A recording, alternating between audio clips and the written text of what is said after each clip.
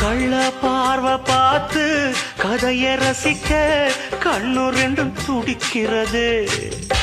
மனச கொஞ்சம் மட்டுப்படுத்து,